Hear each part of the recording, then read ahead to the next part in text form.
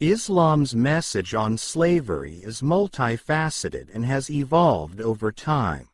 While slavery existed during the time of Prophet Muhammad, peace be upon him, and in the early years of Islam, the religion introduced several principles and teachings that aimed to gradually abolish slavery and improve the treatment of slaves.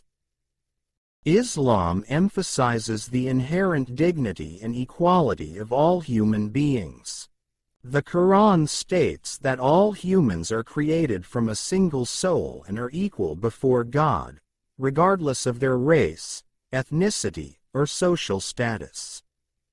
This fundamental principle lays the groundwork for addressing the issue of slavery.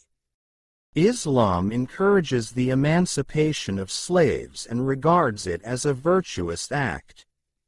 Muslims are encouraged to free slaves as an act of expiation for certain sins and as a means of seeking God's pleasure. The Quran also emphasizes the importance of freeing slaves as an act of charity and righteousness. Islamic teachings emphasize fair treatment and humane conditions for slaves. Slaves were to be provided with adequate food, clothing, and shelter, and were not to be subjected to physical or emotional abuse. Islamic law introduced several regulations to ensure the just treatment of slaves, such as forbidding their separation from their families and prohibiting the exploitation of their labor. Islam introduced measures to gradually reduce and eliminate slavery. The Quran encourages Muslims to fulfill certain conditions in order to marry slave women, and it is reported that Prophet Muhammad, peace be upon him, himself encouraged the freeing of slaves.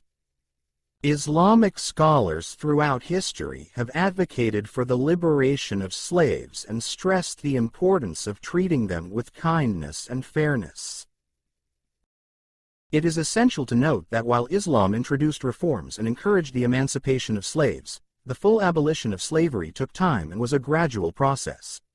Historical and cultural factors, as well as economic considerations, influenced the pace of this change. Today, slavery is universally condemned and considered a grave violation of human rights, including within the Muslim world. ليس البر أن تولوا وجوهكم قبل المشرق والمغرب ولكن البر من آمن بالله واليوم الآخر والملائكة والكتاب والنبيين وآتى المال على حبه ذوي القربى واليتامى والمساكين وابن السبيل والسائلين وفي الرقاب وأقام الصلاة وآتى الزكاة والموفون بعهدهم إذا عاهدوا والصابرين في البأساء والضراء وحين البأس أولئك الذين صدقوا وأولئك هم المتقون.